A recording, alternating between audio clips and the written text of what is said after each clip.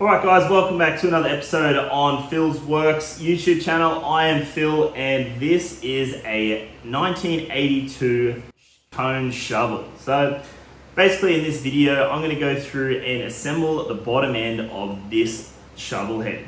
So a lot of you know this is from my swamp shovel series. If you don't know, it's basically just a shovel head that looks like it came out the bottom of a swamp and I'm resurrecting it into a chopper. So this is going to be my usual no bullshit approach to putting this engine together. I don't gatekeep any secrets or anything like that. I'll show you exactly how to do it so you can do it at home. So I've done pretty well most of the hard shit to this. I have balanced and trued my flywheels. If that's something you guys are interested in seeing, please pop it down in the comments. I want to get a bit of hype about this. That is a very technical and difficult process. And if you guys want to see it, please tell me in the comments below. That'll be quite the video, balancing and truing. So that's all done. I have pressed my new bearing races into my left case, my cam bearing into my right case, and basically just got all the bits and bobs that I need to put this thing together. As you can see, I have painted the inside of my cases with some Gliptal.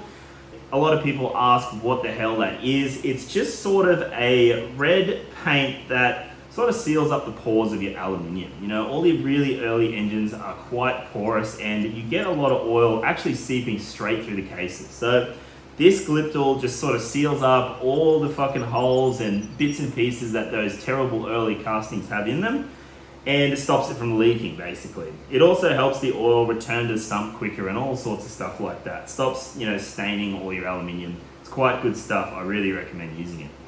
Anyway, like I said, no bullshit approach. Let's get into this and slap this bottom end together.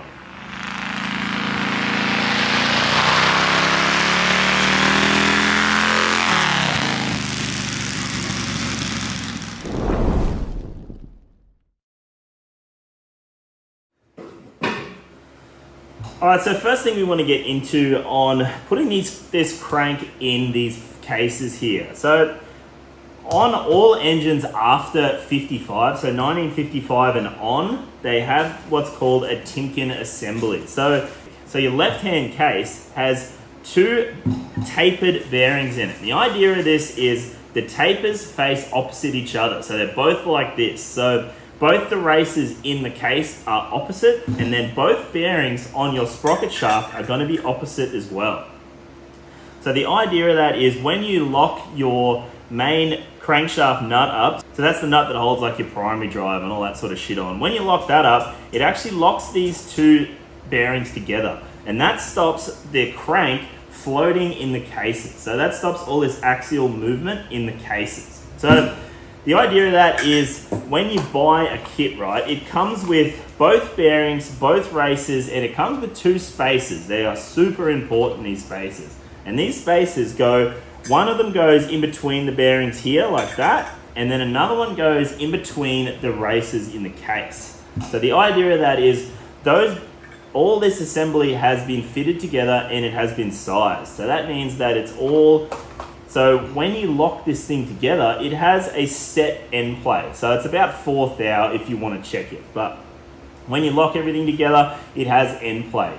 A lot of industrial settings actually call for your bearings being under tension when you set them up, but these ones are 4th thou loose or 4th thou back and forth. So whatever. Anyway, so on this style motor, that is how it works. Everything pre-55, it has the same sort of bearing on your pinion side and your sprocket side, and you have to shim in between your cases. It's a little bit more time consuming because you have to put your cases together and then check your float. You put a dial gauge on the end and knock it back and forth. Now I'm going to have to do that on my pan, so if your engine's pre-55 and you have to do that as well, just wait till I put my pan together. I'll show you how to do that. So anyway, these bearings are pressed onto our sprocket shaft here. Now, you don't want to hit these on with a hammer because I've spent all this time setting up this flywheel and truing it and everything. If I was to knock this bearing on with a hammer, it'll probably move my flywheels and then they won't be true anymore. So you can buy like a gym's tool to do this. It's just like a little spacer with a screw on the top. I just made a few little spaces like this that go over, and then I just use my sprocket nut and then push it on. I really need to invest in a better one, but that's just how I do it at the moment, and it works fine. So I've pressed on my inner bearing. Like I said, make sure you press it on the right direction because they both have to V together. There's got to have a V in between, and that's how it locks the crank in position. So I have done one side. You have to put the flywheel through the case before you can do the other side. So just press on one side like that. And then the other thing you have to look at is your pinion bearing. Now, if you haven't done this already, or maybe you're just putting the same bearings back in, you don't have to worry about this. But because I changed my sprocket, my pinion shaft was a bit tired and I changed it, means I have to put the right bearings in and to suit everything. So basically when you get into your newer motors like this, they start giving them a color. So all your early motors, you just have like oversized bearings and shit that you buy for it. So you measure these two up, work out the difference between them, and then you work out your bearing size. But when you get into the later motors, they start putting colors on this stuff. So you can see on my pinion shaft, I've got a white dot on it, and that is, what are the colors? I think they're a white, a blue, and a red, or something like that, or maybe it's a green and a red. If you know, put it in the comments below. But basically the different colors are the different like maximum and min. So if your size fits in between the max and min, that's the color. So I've done a measure with this and worked out that the color for my bearing is white. So that is what I bought.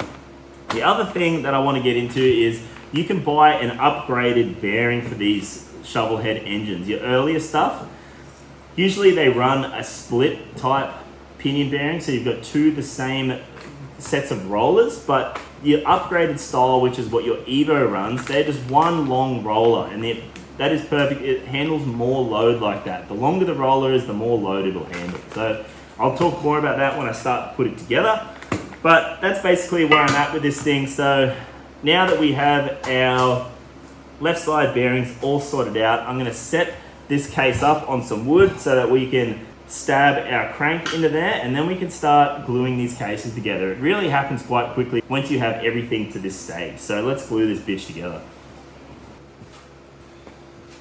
Alright, so basically what I've got going on here, I've just got some chocks here just so that my sprocket shaft will come through the end of my case. Otherwise we would just do it on the ground. So when we're going to be assembling this motor, we're just going to put oil all through it. So I've just got some heavy, like 50 weight oil here, and that's what I'm going to be assembling this whole thing with.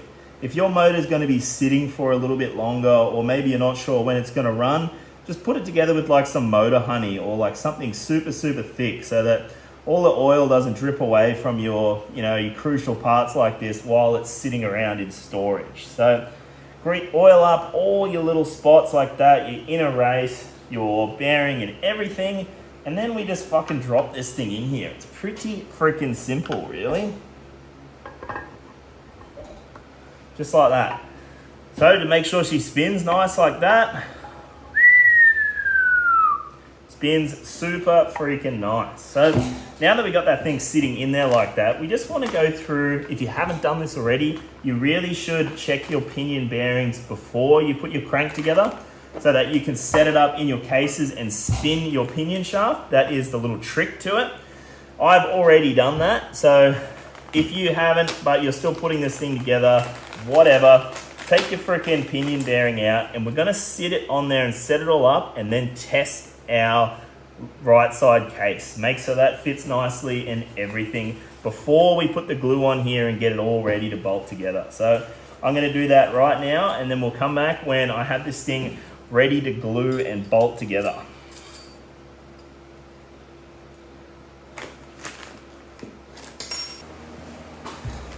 Alright, I just want to run you through what I was talking about with these pinion bearings. So I was talking about a retrofit style and then the original style. So this here is the original style. So this runs 2 lots of cage roller bearings like that, and then just has 2 lots of rollers that sit like this and then in there. Obviously they're all full of rollers, but I'm not going to put them all in for you. So that's basically how that sits, and then it's got a washer in between like that, a washer on top, and then it's got this little tiny clip here. Now that's all well and good, but if you have a look how massive these rollers are, that's going to handle so much more force than what these little ones are going to handle, just because it's a whole length through the thing like that, you know what I mean? So if you want to order the same shit for yours at home, I found when I ordered this, it didn't say retrofits on here. It just said Big Twin Evo 87 to 99. So this is actually an 87 to 99 bearing. But if you have a look, it'll fit 58 all the way through to 99. So this is this type of bearing you want to get. Now, if you want the part number, this is an Australian Rollies part number. Might not help you in the States, but 24626-87A. So like I said, this bearing retrofits from 58 all the way through to 99. So this is a really, really good bearing. The only thing with running this bearing is you've got to change your top clip. So on the early style, it has these annoying as fuck coil style like that. But on the later style, it's got a really thick circlip like this. And that is because when we put this together, our washer, by the way, goes on the bottom. If you have a look, when you put this bearing on there, the rollers actually start below the start of our pinion shaft. So bearing on the bottom, washer on the bottom, then it goes bearing, and then our clip just holds it all in. The clip rides on the race of the bearing, and that's all well and good. So now that we got that out of the way, I'm gonna go through, oil this up, clip it in. I'm gonna get all my hardware to bolt the cases together in order, and then we will glue this thing up and bolt it together.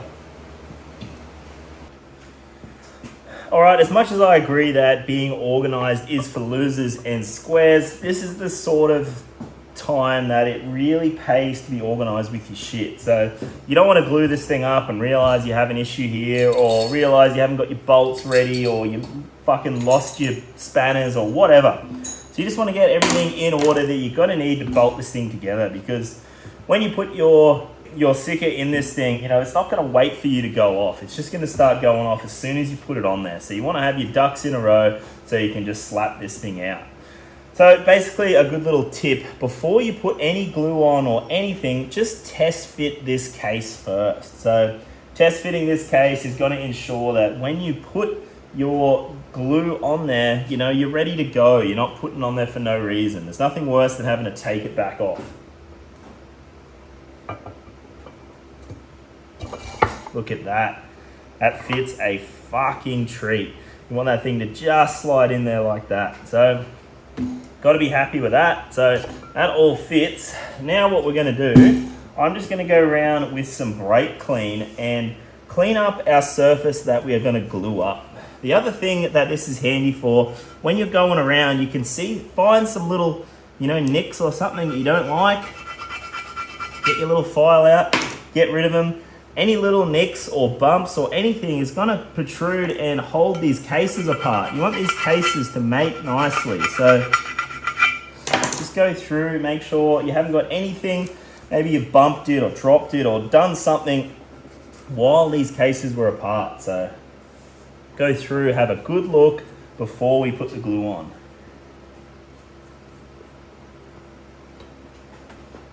All right, so now that I have this all cleaned up, we've test fit it, we're ready to go, I'm going to start putting some glue on this thing. I just use some like grey Sikaflex for mine, make sure it's really good stuff. Don't buy the cheap stuff. You don't want to have to pull this thing apart just because your cases are, you know, leaking in between them. So buy your best high temp grey Sikaflex. Don't use black or something that, you know, shows off really easy between your cases. Get the brown, get the grey, and be done with it.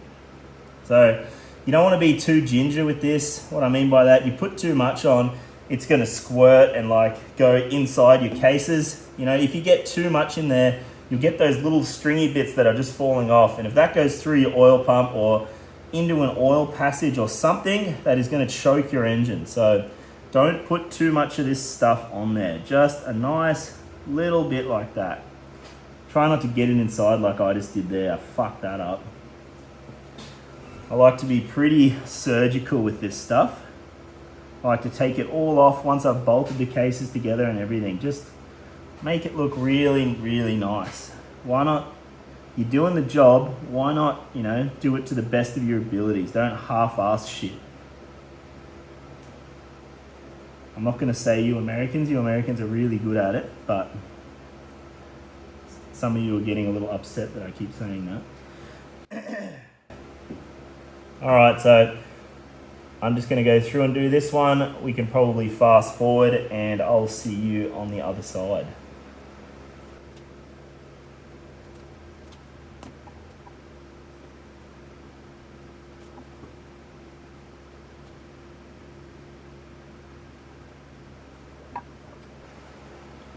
Alright, so we're pretty well sorted here. Don't forget your little guy in between, this guy here. I've seen a lot of people forget that sometimes.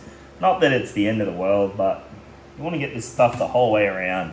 Do a good job of it. Don't fucking half-ass it. So, we want to line this up. We don't want to get our fucking glue everywhere.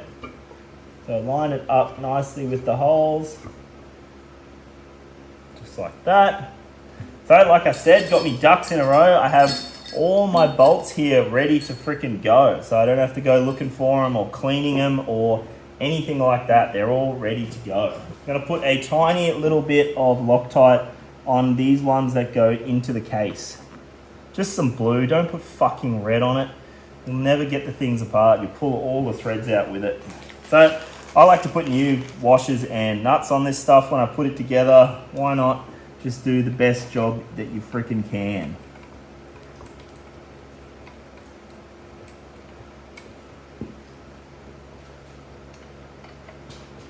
The other thing I like to do is put all the nuts, on an Evo style, sometimes you've got bolts like this, and then on your early stuff, you've got a nut each side.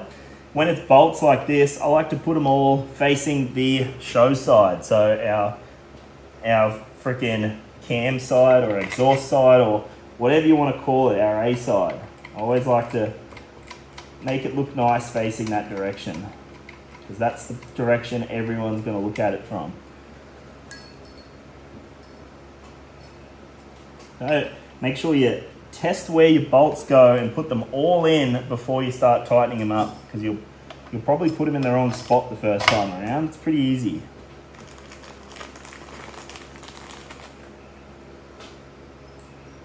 Just test fit them beside first.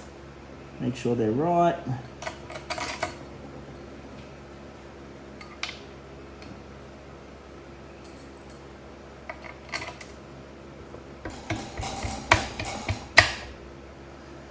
Don't use your hand as a hammer. Just like that. Come on, bruh. You know.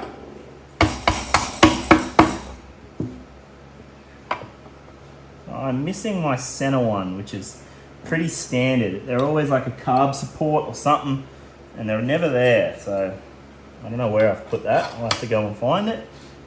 But that looks all pretty gravy. So I'm just going to go through, put all my nuts on now, and then we'll slowly start tightening this thing up.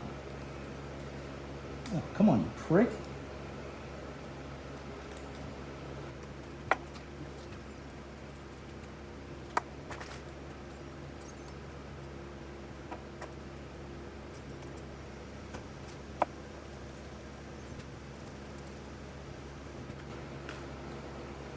Alright, so that is all my bolts all started, ready to go. I'm just going to go through now and just nip them up slowly while going around. You don't want to put all your force on one bolt and then slowly make your way around. You just want to slowly sneak up on it. So a little bit, you see the goo oozing out. A little bit on this one. Oh, I'm having an off here. Easy, tiger.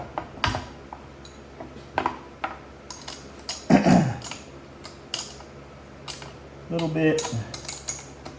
See the goo oozing out. A little bit. A little bit. So I'm just going to keep going around doing that. Probably go and find my little bolt there that I'm missing. And then I'm gonna make my way around and just clean up all the excess glue around the outside. And what I mean by that, I'm just gonna get a rag like this with a bit of degreaser, and I'm just gonna clean it all off so it doesn't look like we used any at all. Get rid of all that stuff that's oozed out. And that's just gonna, you know, make it look a bit nicer, make it look more professional, because you don't have glue and shit fucking oozing everywhere. So next time you see me, we will have this thing in an engine stand, and then we're gonna start putting our timing together, all our cover on this and all that. I basically just wanna get this bottom end completely done in this episode. And then in episode 2, on putting this engine together, we're gonna go and measure some compression ratios. We're gonna up the compression on this a bit, and we'll have a bit of a play around with it. So I'll see you when I have this stuff all tightened up, ready to go.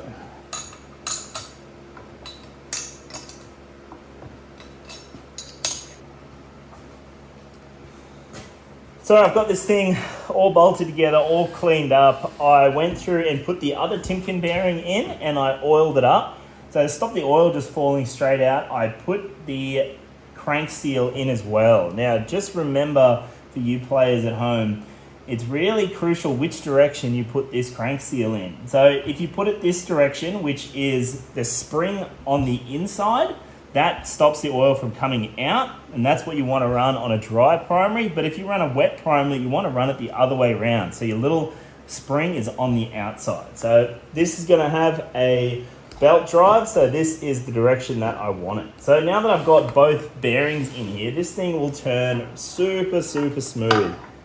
So you see how that should turn so smooth, and you can see when it gets to the weights, it goes back and forth. That is sort of how loose it should be. Nice and free, spins over super nice. All my bearing in here looks nice, all spins over super, super freely. So the next thing we want to do, before we start loading up our chest and putting all our cam and all this stuff in, we want to go through and put our oil pump on. Little trick, you put your oil pump on without any of these gears on here, you can make sure the oil pump spins freely. If you have all these gears on here, all you can do is spin this, and you can't feel how nice the oil pump turns over. If your oil pump is really tight or there's something going on in there, you won't be able to feel it. So leave these gears off, and we'll do the oil pump next. But before we put the oil pump in, we want to block something off first. So I got these cases blasted, obviously, so I took all the little bungs out. So you got a bung right here that's beside the oil pump. Super hard to put in once you have the oil pump on. So put it in now. We just want to cap this. Now what this is the breather for our primary. You know that stupid setup where they used to pump oil into the primary and then return it? This is a breather for the primary. So we just want to block that off. We're not going to use that. We have a breather right here that's connected to sort of the same gallery. So I'm just going to put some high pressure thread sealant on that so that it doesn't leak. And we'll put this in so we don't forget it. I always like to do it now, because sometimes you put the oil pump on and then you can't really see it, so you forget it. And then the first startup, this thing is going to hose oil. So put this in now, not overly tight, because it's a taper, you'll crack something around it. So that is it. So let me get all my oil pump shit together, and we'll go through and slap that on. Alright, so there is a bit of bullshit that goes on with our oil pump that you've got to get right for these things to work properly. Probably the biggest thing that I've seen people get wrong, that I've got wrong myself, is the gasket. Now, in the dismantling video of this engine, if you guys haven't watched it, go back to Swamp Shovel dismantle video or something. I'll put a little thumbnail here for it. I was talking about when we pulled this oil pump apart, the easy way to remember what gasket is required is to just keep the old one. And that's why I have this old tatty piece of shit here. Now the reason for that is when you buy an oil pump gasket kit or an engine gasket kit or whatever, they give you every type of gasket you might need. So unfortunately, it's not one size fits all. These are all just slightly different. I believe there's 4 different ones. So they're pretty tricky to work out the differences. Like here's our 3 shovel ones, right? That's an early one. I can just tell by looking at it. That's a later one, and that's the latest one. So you look at those and think there's not much different, but this little guy up here is an oil return. See how this one doesn't have a hump? There's an extra hole up here with a hump. Now that is super important. If you were to run this one, it doesn't feed oil somewhere and it doesn't return oil properly. So like I said, you keep this guy. See, this gasket has this little top hole, and that is the one we want to run. So when we put this on here, we can see where that lines up. Just like that. See that we've got this little return hole at the top here? If we were to put the other gasket on, everything else lines up bar that hole. So that, I've had this issue before. Brand new oil pump leaking, and it's because that little hole there needs a little gasket around it. So running the correct gasket is super, super crucial to not blow your engine up. So once again, this is my front one. I've just got to line it up, make sure the holes are the same, hole. Yep, so that is the correct pair. So that is why it's handy to keep your old gaskets, just to know which one you freaking need.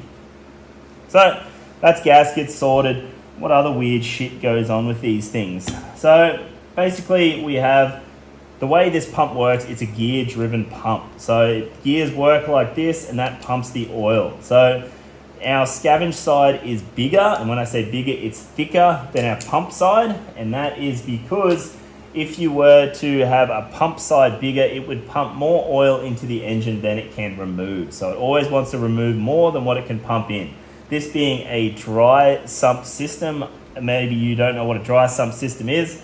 There is basically no oil sitting in the bottom of this engine. It sits in an external oil bag. So a lot of conventional engines and stuff will have a sump where the oil sits, and then the oil, once it's used in the engine, drains back into the pan, and then a pump pumps it back where it needs it. But this one is just a scavenge. So this little hole at the bottom goes all the way through into our gear case here, and that's where it pumps the oil back into our oil bag. So how do we put this fucking thing together? So basically this is our oil pump body. Super simple. There is a few little balls and springs and pressure valves and stuff. We'll get to that later. Let's just put this thing on to start with. So something these later model pumps have that early pumps don't have is this little tiny O-ring here, and that guy goes between this is our drive shaft that goes through, and this little seal just seals that drive shaft so it doesn't pump oil into our scavenge side. So let's just knock this in. Hopefully I can do it without fucking it. These things are pretty ginger, so just make sure you use a bit of oil and put it on the correct way too is the other thing. So that direction, knock it in.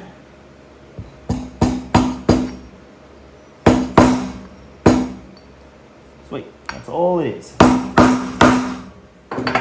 Freaking done. So we just make sure our shaft goes through. All right, the shaft goes through nicely. That's all it needs to do. Like I said, early pumps don't even have this little guy in here. So if you can't be bothered replacing it, don't worry about it. So basically what we want to do first, we want to put our drive shaft through first. So that guy just goes through this little hole here, and just make sure she spins nicely. A bit of oil on there. As everything we want to put together on this motor, we want it oiled up just like that. So that guy in first. I like to sort out my drive side first. So inside our gear case we have this little drive gear here, and that is what couples to our pinion shaft. There'll be a worm drive on our pinion shaft, and that drives this. But like I said, I want to put the whole oil pump together and be able to spin it by hand so I know it's nice and free before I couple it up to the pinion shaft. So basically the way these things go on, there's just 3 keys throughout the whole oil pump. One of the keys goes here, the other key is scavenge side, and the other key is pump side. So you just got to make sure you use the right clips for this as well. So the clip without the hole, so the hold circlip that goes on the inside, and the clip without the holes goes on the outside here. If you mix this up and put this key inside here, it grabs inside here like that. I've seen it numerous times. You see the front pump and it has an imprint where this does not fit inside the pump. So don't put it that way around. So I'm going to go through, clip this guy in, and then I will bring the camera in a bit closer and we will assemble this oil pump. Righto, so I got this little circlip in here all sorted out. Now, anyone that has done this before understands why I did that off camera. That is absolutely freaking pain in the ass to put that guy in. But it's all in there, all sorted. So let's get on to doing the rest of our pump here. So basically what we got going on now, we need to start putting our body on like this. So we need to put our scavenge side in first. So like I said, the thick side is the scavenge side. So whenever we do anything oil pump, we want to make sure it is super duper oiled up. So oil all that up, and we want to put our gasket on first things first. So remember, this was our gasket that we picked out. Obviously we have this extra hole up here that we spoke about, that guy right there. So what we're going to do here, so I'm just going to get my trusty grease here, and we're going to grease this gasket up. So the grease does two things. I know I've fucking said this a million times, but the grease helps the gasket stick, for one, so you can stick it in the place that you want it. And two, when grease sort of starts to go off, loses a lot of its moisture, it gets really, really sticky and seals really well. So greasing these old paper gaskets is an absolute game changer. Helps your life so much. Like when we are done with it, we just go which direction, that's it, and you can stick it in the position you want. Look at that. We can have a look, make sure all our holes line up, make sure our screws line up, everything lines up. That is freaking it. So now what we want to do, we want to put our key in here. So that is one of our little keys, and that is the driven side. So obviously you've got a driven side of your pump that's got the key, and then you have an idler side, and that guy obviously just gets driven by the driven side. So everything pump related gets covered in oil. We just want to make sure we don't spit this key out the back. When we put this on, you've got to be quite gentle with this stuff. So you don't want to spit the key out the back. I've seen that a million times. Someone spit the key out the back, and then they just tighten the hell out of the pump and fuck everything. So that is that there. And then we want to put our idler side in our pump. So once again, heaps of oil into our pump, just like that. Make sure it spins nicely. This pump's a bit beat up, to be honest, but this is a personal bike, so I'm happy to keep an eye on it. If it was a customer bike, I would probably tell them to change it. But like I said, my bike, I'm happy to run the gauntlet, save a little bit of money. These pumps are really expensive to replace. Probably looking at $1,000 to replace this pump. So there it is. That's slide through. Now we want to start putting our screws in. So this rear part of the body, you have 2 screws that go in, and then you got 4 screws that hold the outer and this inner. So put these 2 in just to hold our stuff in the right place. So just like the scavenge side, now we've got to put in another key for our drive side. So this is where it gets a little bit tricky, and I will probably drop this a million times before I get it right. And being on camera makes it even harder. So I just use a little screwdriver to help it in the right spot, just like that. And this is really crucial to make sure you don't spit this key out the back. I've seen this a million times, and then they tighten the front up, and then the key gets wedged in the back and absolutely fucks the pump. Like I said, this is probably a $1,000 pump to buy a new one, so pays to just have a bit of patience. Make sure it goes the whole way through. And then this is where the last little clip goes. This is the little clip I was talking about that doesn't have the holes and the ears on it, and that clips on the end. This one can be a bit of a pain as well, because you gotta sort of just do it with your fingers. Oh, just like that. Fuck, that was a bit of a roll actually. See how I'm talking about spinning it with my finger? It was a bit locked up. If this goes one way like that, it gets locked up. So we just want to be able to move this pump around and then find where it's happy, and that's where we're going to lock it down. So now we do the idle side of our pump just like that. Look at that. Moves super, super nicely. So exactly like the inner gasket, we are going to grease it up, hold it in the correct spot. To be honest, this assembly is going quite nicely. Don't expect yours to go this smoothly. I've sort of fluked all these keys going in without falling in, without dropping them and stuff. So just a heads up. So gasket on just like that, and then our outer of the pump. Now I want to put a bit of Loctite on these. I'm gonna take one of these off and do the same. Well, both of these. I just put them on there because I didn't want the Loctite to go off while I was fucking around with the gears. Now the reason I want to put a little bit of, that's not fucking Loctite. The reason I want to put a little bit of blue Loctite on here is because I don't want to have to swing off these bolts. I want these bolts to be nice and firm, but not so the pump locks up. Sometimes if you over tighten these screws, the pump will lock up. So by putting a little bit of Loctite on there, you don't have to worry about the screws not being tight enough, because the Loctite will hold the screws where they need to be. Screws, bolts, fucking whatever. So those guys Loctited.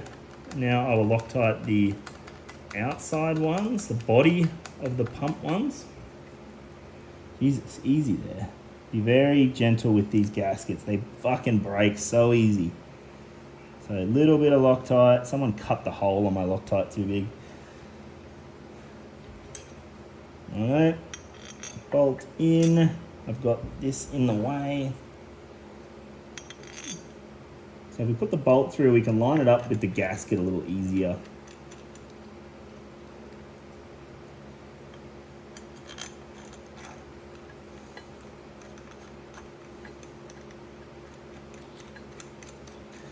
So, as always, you want to put all the bolts in before we put any sort of tension on it. I want to make sure this guy is in the right spot. And we're going to make sure it's in the right spot by keep turning this inside and turning the pump over to make sure it's not binding up anywhere. So give me a sec and I'll get all these pretty well firmed up, and then we'll come back and slowly tighten this up.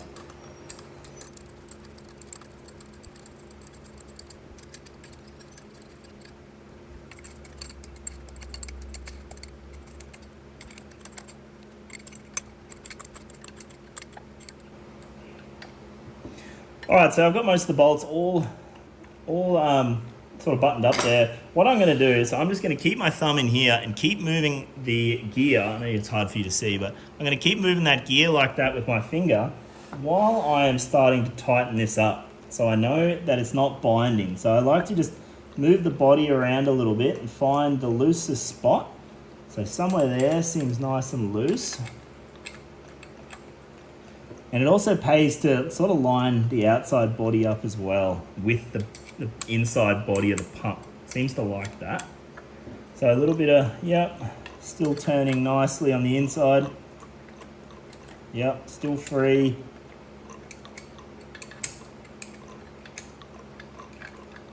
Yep, still turning freely.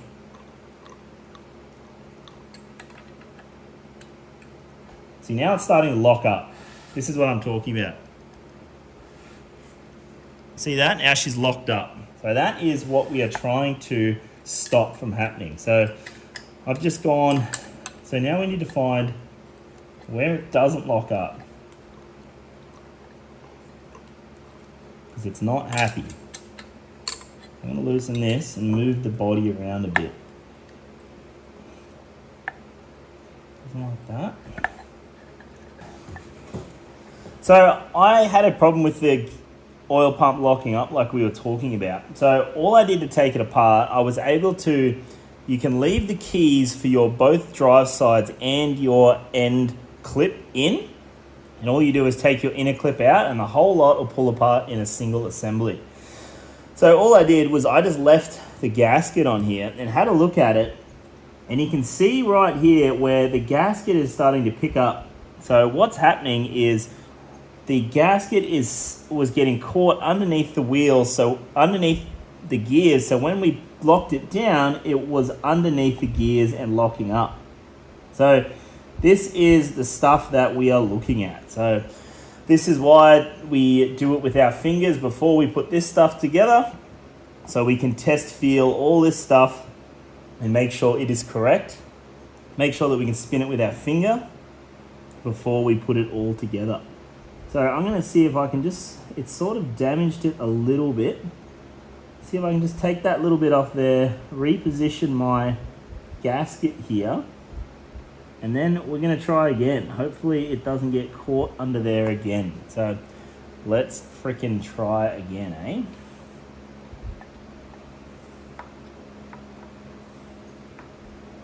Just want to be careful we don't move that gasket now that we've got it where we freaking want it.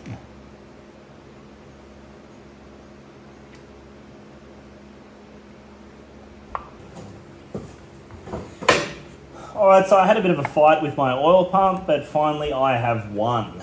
Just something that might help you at home. What I found wrong with mine, that little brass tube inside the case there that the shaft, oil pump shaft goes through, mine had shifted a little bit out and it was fouling on the gear, and that's why mine was getting stuck. So that might help you at home. Sometimes when you rip these shafts out, maybe the end's a little bit corroded or something, and it might move the shaft a little bit out. So just make sure that your shaft is not protruding that oil pump surface. So that was the issue with mine. I fucked around with it. Now mine spins mint.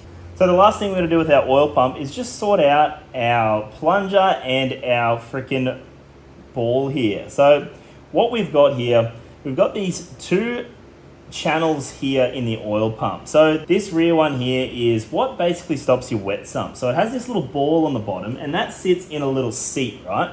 And then this spring sits on top of it. So the idea of that is you got oil pressure coming in here. Well, not pressure, but you've got oil that's gravity feeding to here, right? So this ball is stopping that oil from going through the oil pump and into the engine. So if you have an engine that's wet sumping really badly, you can replace this ball. Maybe you have to seat it properly into the oil pump. Sometimes, you know, it has a bit of shit under it, or sometimes you can even crack the seat.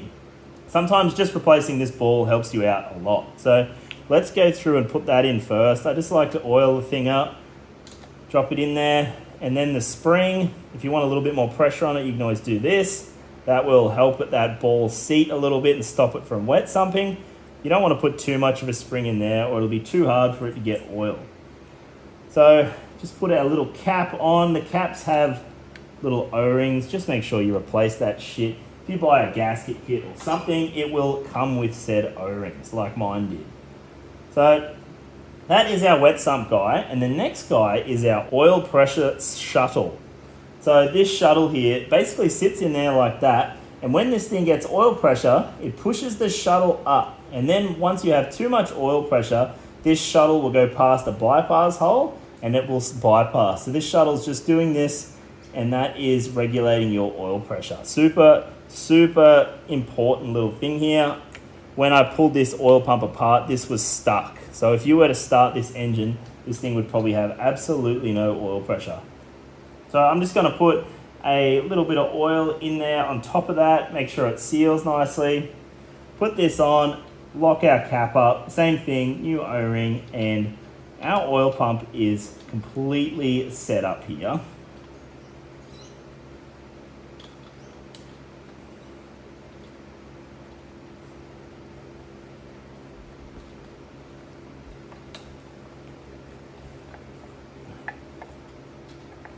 freaking sorted. So that is our oil pump dialed in. So all we have left to do to complete our bottom end is to put our chest together, put all our cam, our breather gear, and put all our gears on our pinion shaft now. Now that we know our oil pump spins nicely, we can go ahead and put all this stuff on. So let me get all my stuff organized, get rid of all this oil pump shit, and then we will get cracking. Alrighty, so I basically have all of my chest hardware here. Basically, the most important thing to putting our chest together is measuring our camshaft float and our breather gear float. And what I mean by float is when we bolt all this crap together, we don't want this to be tight in here. And the way that we set that is with our washers. So we change the size of this washer to adjust our float on our camshaft. So basically what I'm going to do, I'm just going to quickly slap this thing together. So let's put our breather gear in. I'm just going to oil this thing up, put him in there like that. Make sure it spins nicely, just like that. Remember, your breather gear has this little timing mark on it. So we have to time it when we put our camshaft in. And we also have this little spacer here. And this is how you space your breather gear. You don't want that locked up in there either.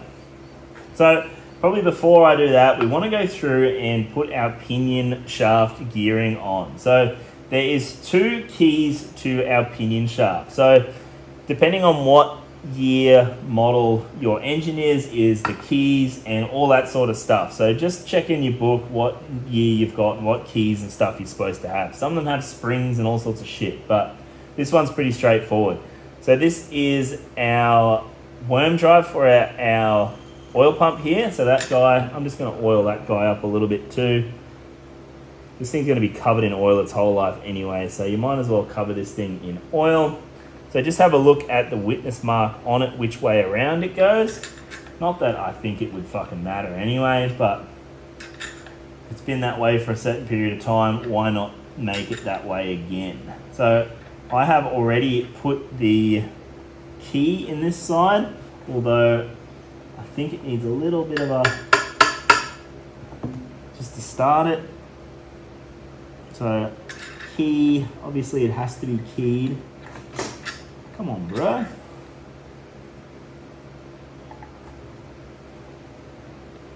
There it is. So we can spin it. Oh, spin it the other way. Ah, you fucking idiot. Don't spin it that way. So spin it forward, it sucks it on. So turning our oil pump, super sweet. So there's a little spacer here. Like I said, sometimes there is a spring with it as well, but this one is just the spacer. So now that we've put the spacer on, we have to put the other key in. So set our other key in here and knock it in with a hammer. This pinion type has a taper. So the this gear locks on a taper. So I just want to go through here and knock this on with my trusty hammer and punch.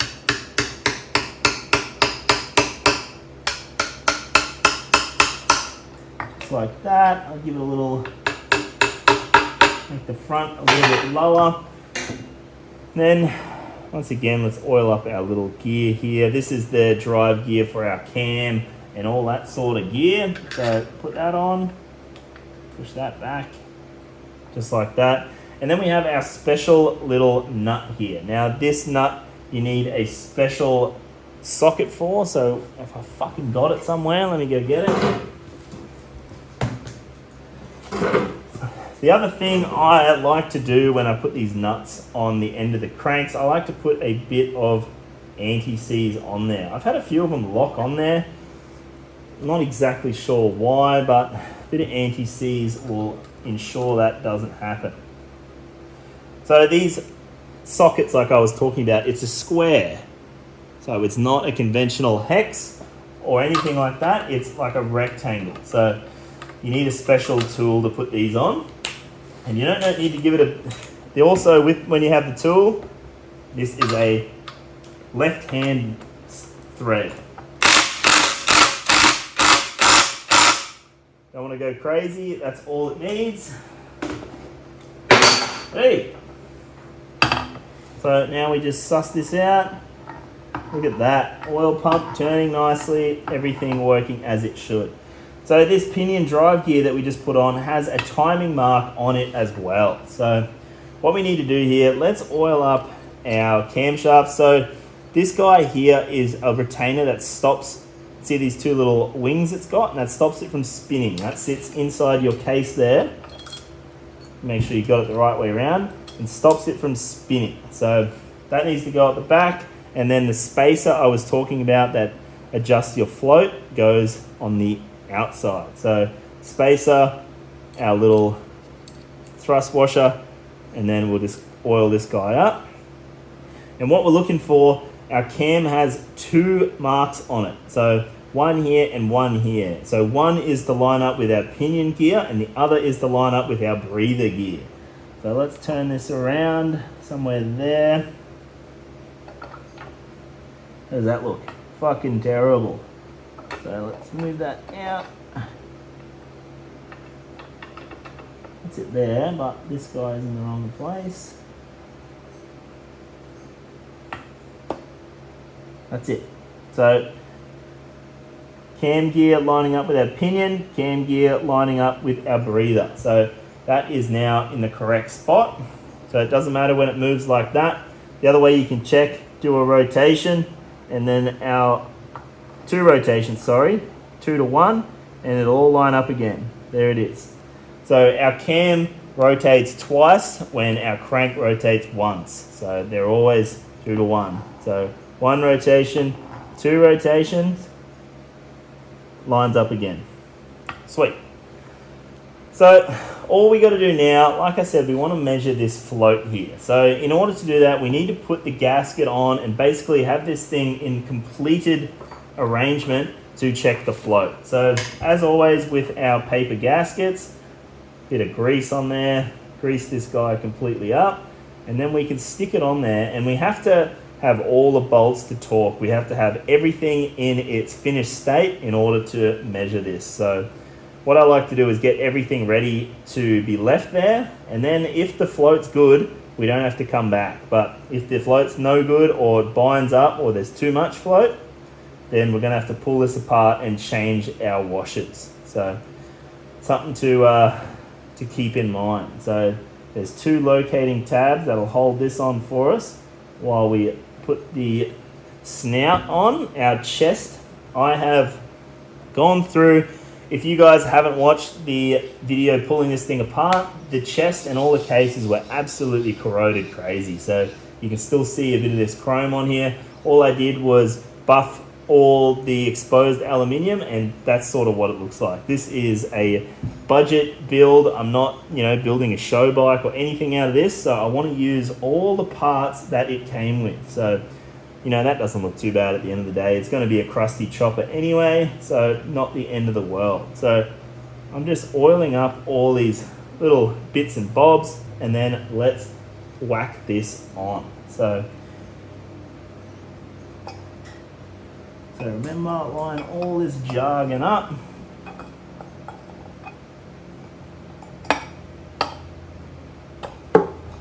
Just like that. So I'm going to go through, put all my bolts in here, and then we will come back and I will show you how we're going to measure this float. Now, remember, all these bolts are different lengths. Remember to put them in the right spot, or you can blow into oil lines and oil holes and galleries behind these bolts. So make sure you put them in the right fucking spot.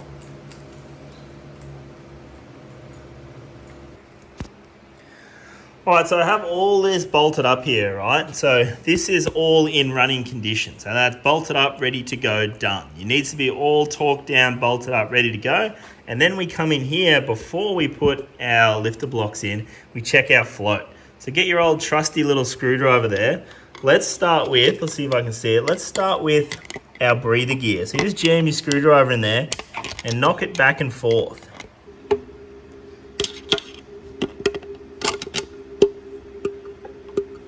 See that little knock back and forth? That's all she needs. Just there. Just want it so it's not tight. And we're going to do the same on our cam here. So just stick your little screwy in there and knock this back and forth. So see this gap we got here? If we were in a perfect world, we'd stick our feeler gauge in there and we'd measure that. We want it about 5 or so thou. Like this is a bit much, but it's a personal engine. It's not going to hurt. The lifters are just going to move a little bit on here so they don't wear in the same spot. So I'm calling that freaking good. So if this is a customer motor, sure, I would make that a little bit tighter, whatever, but this is going to be perfectly fine for this motor. That is not going to hurt anything. It's way more damaging if that's too tight. So a little bit of float in there, like the oil is going to take that up and everything. You've got compression coming through there, going through that, holding it that way, she'll be fine. So now let's go through and sort out our lifter blocks and get the lifters in this thing. And that is pretty well the bottom end sorted. Oh, actually, hold on. One thing, you're probably all looking at this little hole here. So this is the hole for our witch's hat. So what this is, this little gallery here, so it pumps oil out of your oil pump into this gallery, into your witch's hat, and then it goes into your heads here and into your lifters. So this is your little gallery for your lifters, and this is the oil feed to your head. So what this essentially is doing, this is filtering your oil before it goes to your lifters. Now, why do you do that? You do that for hydraulic lifters. So you're not getting all these tiny little bits and bobs inside your lifters and scratching the insides. But this engine is going to be a solid lifter engine. So I'm going to have solids in here. It's not going to need this little screen. So if you've got this screen in your engine and you have solid lifters like I've got, you can get rid of it and then it ups the oil flow to your lifters. Now, another thing, if your engine doesn't have a filtering system at all, this is the only filter in the whole engine. So if you want to have a filter in your engine, sure, leave it in there. I'm taking it out. So get rid of that. I've got a new O-ring on my little cap, and that just goes straight on like that. I'm not sure if you'll be able to see it, but in there, see the whole oil comes up from the bottom, see that bottom hole, and then goes out the side into the lifter gallery there. So basically what this thing's doing, this thing goes down like that, so the oil goes in the bottom and then out the side and then into that hole. So we're getting rid of that though. Not required where we're going.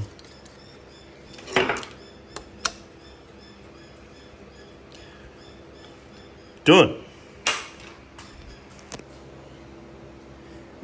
Alright, so now that I have all the front of my chest all sorted out and everything, I can do my little oil trick. Now what this oil trick is, to get all of this all primed up, ready to go before you start your engine, I like to just put a little oil feed onto the feed side of my pump and then turn this thing over. So basically the way the oiling system works on this thing is you get your oil feed down here, obviously it pressurizes it inside the oil pump, comes up into your oil galleries of the engine.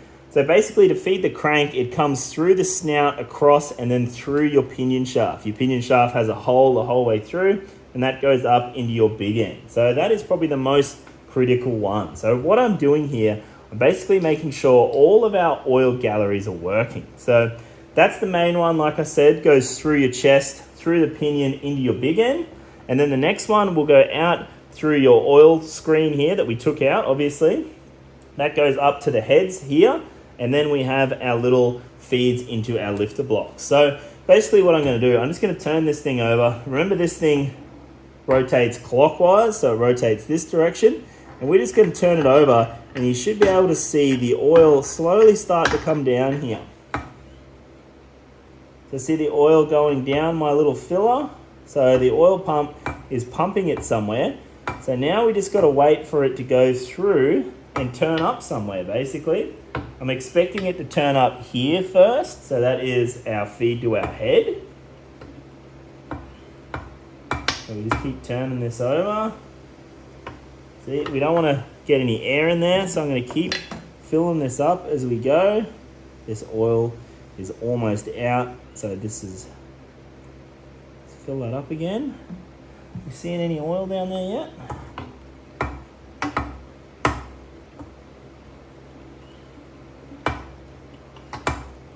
So it's pumping it. It's going somewhere.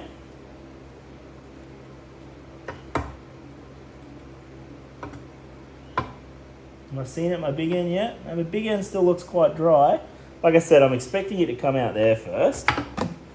So this thing probably going to take a bit of oil to fill up all the galleries in the engine. And this is really good because you're filling this thing up, all the galleries, and priming the engine before you start it. You know, this thing only idles at 1,000 RPM. So us doing this and turning it over and priming it is much better than it running at 1,000 RPM with no oil. So we're just priming all the systems. See how much oil it takes to prime the system? So this is going to fill up all the little galleries and stuff before we start it. It's starting to get smoother, so there's oil going somewhere. I don't see any of my big end yet. We'll just keep going. Oh, why didn't you fucking tell me? It's all coming out here. Where's all that coming from? So this is why we do this stuff. Why didn't you tell me that was fucking leaking? Where's that coming from? Oh, you're kidding. This is why we fucking do this. There is a little block on the side of the oil pump that's open. And it's fucking hosing out of there. Why didn't you tell me that was happening? Now I've got a fucking huge mess. So this is why we check. So I've got something missing out of my oil pump there. That's fucking weird. I don't remember taking that out. So let me sort this issue out and come back to you. Alright, let's try this again. I don't even want to talk about what I had to go through to fix that. I'll just say that the oil pump came back off. That's all I'm going to say. So let's put oil back in this thing and double check where everything's going. See, this is why we do this stuff. Work out what's happening, where it's going, and even what is happening that you don't want happening. So it's taking it, it's going in. Are you guys going to fucking tell me this time if it's leaking? Didn't tell me last time. Alright. Pumping down. You got anything going anywhere else yet? So like I said before, I'm expecting to see it out this one first. So keep filling this up. Should go up to our heads first, and then we should see it in our freaking bottom end there. Once it fills the chest up like I was talking about.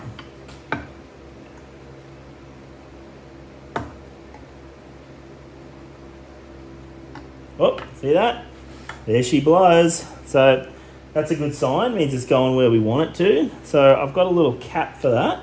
So we'll cap that so we know where that's going now. So a little cap on that. We'll keep going. I imagine it's going to come out of our lifters first. There it is. Coming out of our lifter holes. Perfect. So I'm going to put my finger over them now. I'm going to keep going. Hopefully, I'll see it in the rods pretty shortly.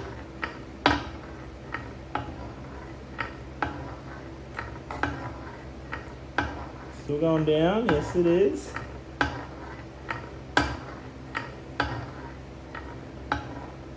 Rod's filling up yet? I haven't seen any yet. I just don't want to go too fast and knock the hell out of my case with that rod. And they got so many hands.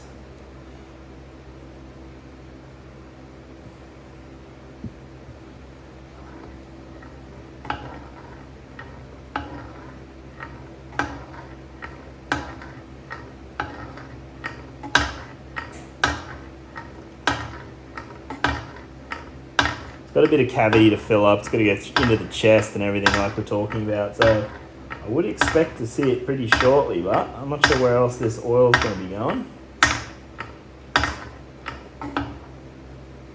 Oh, yep, there it is. Starting to go out now.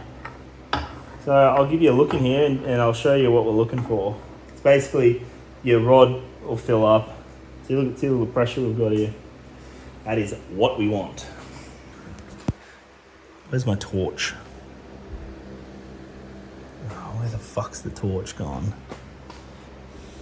Right in front of me. So we can see in there, we have oil around both sides of our big end, and in between, little things open. So that is what we want. Righto, so last thing we have to do is put our lifters in this thing, and then our bottom end is completely done. So the only thing you got to worry about with these lifters is make sure your flats face each other. That is very important for the other lifter to get oil, because it goes from one to the other. So it'll go through the hole, through this lifter, and then through that lifter. So you want all this stuff lining up so that your lifter is getting oil. The other thing we want to check is just make sure there's not excessive rock in these things. So you just put them right at the top, muck around with them. These things are nice. I've already checked them. So the other thing we just want to do real quickly is make sure we have the right gasket. So I don't know if you can see that. So the gasket has to line up with our oil hole. That's the most important thing. So I'm going to go with this F being forward, front. Let's see how that goes. Without knocking that off, we want that in the right place. Boom, just like that. These are not the lifters that I took off this motor, by the way. The lifter blocks that I took off this motor were all cracked and shit. So this is another set of lifters that I picked up at a swap meet, and I don't know what's going on there. What is that not going?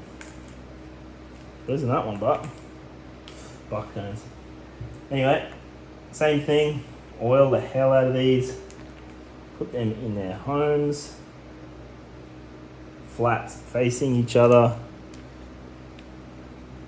Just like that. Oil hole lines up. Very important. So rear, yep. Oil hole, oil hole. Look at that. So the only thing I've told you a million times is the screws for this, or this bolts, whatever you want to fucking call them, they go into your crankcase. So they will see crankcase pressure. So I always like to put some thread sealant on this. Don't use like high pressure thread sealant or something. You just want to seal them. So I'll go through and do that now. And then that is pretty well this bottom end done.